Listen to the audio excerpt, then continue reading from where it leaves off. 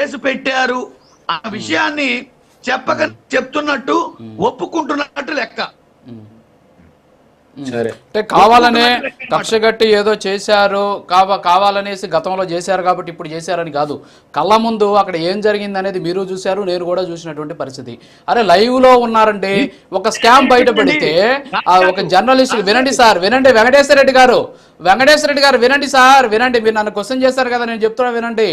ఒక స్కామ్ ని బయట పెడితే తిరుమల హుండీలో డబ్బులు కొట్టేస్తున్నాడు ఒక వెధవ అని చెప్పేసి ఒక స్కామ్ ని బయట పెడితే మీ పార్టీకి సంబంధించినటువంటి నాయకులంతా కూడా మూకుమ్మడిగా కలిసి నేనే దానికి నా అకౌంట్లో 5 నిమిషాల ముందు గూగుల్ పే మీ ఫోన్ నెంబర్ నాకు తెలుసు, నేను కూడా మీకు గూగుల్ పే చేస్తా, 10,000 నా అకౌంట్కి గూగుల్ పే చేసి నేను డబ్బులు డిమాండ్ చేశానని చెప్పేసి నేను లైవ్లో ఉంటే అరెస్ట్ చేసినటువంటి అద్భుతమైన పరిపాలన అందించినటువంటి ప్రభుత్వం ఇది.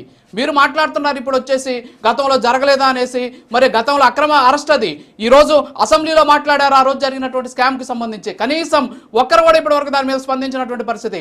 ఆయన డిబేట్లో మాట్లాడారు, ఎస్ మీరు మాట్లాడింది కరెక్ట్, దాన్ని నేను అంగీకరిస్తాను. ఆ సెక్షన్లకు సంబంధించి కేసు ఏంటి, దాని మీద ఖచ్చితంగా ప్రభుత్వం ఆ విధమైనటువంటి చర్యలు తీసుకుంటే బాగుంటుంది. అంతేగాని గతంలో అక్రమ కేసులు పెట్టారు కాబట్టి ఇప్పుడు మీరు పెడుతున్నాం అనే దానికి నేను ఎట్టి పరిస్థితుల్లో కూడా నేను అంగీకరించను. మీరు క్యారియర్ అదే ఇప్పుడు గతాన్ని గుర్తు చేయడం వల్ల ఏమవుతుందంటే ఈ ఖచ్చితంగా సార్ మనం చూపించేది మనం చేసిందే కదా. అదే రాజుగారు చెప్పనివ్వండి, నేను చెప్పాను నన్ను చెప్పనివ్వండి. ఇక్కడ గతంలో అని చెప్పడం వల్ల అసలు ఇప్పుడు నిజంగా జరిగినట్టేనా, లేక ఇక్కడ ఇంత విషయమేమి లేక గతం గురించి చెప్తున్నారా? మరి జరగకపోతే అంతమంది రోడ్ల మీదకి వచ్చి మాట్లాడరు కదా. వేసల రాజధాని ఏంటండి? ఒక రాజధాని పట్టుకొని 5 ఏళ్ళు రాజధాని లేకుండా చేసినటువంటి అద్భుతమైన పాలన అందించిన మనం ఒక రాజధాని కడుతూ ఉంటే దాని మీద అంత అక్కసెందుకు సార్? ఎక్కడుంది సార్ నివేదికలో అమరావతి అనేటటువంటి ప్రాంతం అని ఎక్కడన్నా చెప్పారా సార్? ఒక్కసారి చూడండి సార్. మీరు నేను పట్టించట్లేదండి విషయాన్ని నేను ఎందుకు పట్టిస్తానండి? సారీ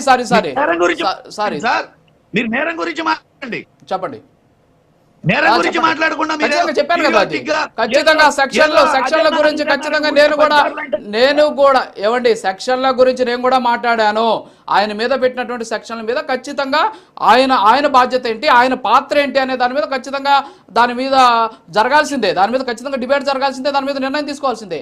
అలాగనేసి కృష్ణరాజు చేసినటువంటి వ్యాఖ్యలని తీసుకొచ్చి ఆయనకి ఇది ముడిపెట్టడం కూడా కరెక్ట్ కాదనే అంశాన్ని కూడా నేను మీతో మాట్లాడాను, ఏకీభవించాను మీ మాటలతో. నేను పక్కదారేం పట్టించట్లేదు. ఇక ఇప్పుడు జరిగిన అరెస్ట్ తీరు గాని అక్కడ ప్రవర్తిస్తున్న తీరు గాని ప్రభుత్వం చెబుతున్న తీరు గాని సామాజిక మాధ్యమాల్లో అనేక ఒక ఛానల్లోనే కాదు సామాజిక మాధ్యమాల్లో మాట్లాడుతున్న తీరు గాని వాళ్ళు నేరము అక్కడ ఏం జరిగింది ఈ అన్నిటినీ మానేసి అతను ఏం చేశాడు, అతని మీద కేసు ఎందుకు పెట్టారు, దానికి ఏం సెక్షన్ కట్టారు, వీటన్నిటిని మానేసి స్టీరియోటిక్ గా అది అట్లా అన్నారు గతంలో అట్లా ఇట్లా జరిగింది అంటాం. విషయం పక్కదారి పట్టినే, విషయం క్లియర్ గా పట్టించడమే. వెంకటేశ్వర రెడ్డి గారు ఎవరు పక్కదారి పట్టించట్లేదు. ఆగండి సార్, ఒక్క నిమిషం ఆగండి. ఎవరు పక్కదారి పడి మీరు మాట్లాడిన మాటలకి నేను కూడా స్టాండ్ అయ్యాను. ఖచ్చితంగా దాని మీద జరగాల్సింది అనేటటువంటి అంశాన్ని నేను మీతో ఏకీభవించాను. పక్కదారు ఎవరు పట్టించట్లా, ఇలాంటి మాటలు మాట్లాడొద్దు దయచేసి ప్లీజ్. బండారు వంశీకృష్ణ గారు ఒక్క నిమిషం. బండారు వంశీకృష్ణ గారు గుడ్ మార్నింగ్. ఒక 3 minutes మీరు మాట్లాడండి, బ్రేక్ తీసుకుందాం. బ్రేక్ తర్వాత మళ్ళీ మీరే కంటిన్యూ చేద్దరు. ఒకసారి చెప్పండి.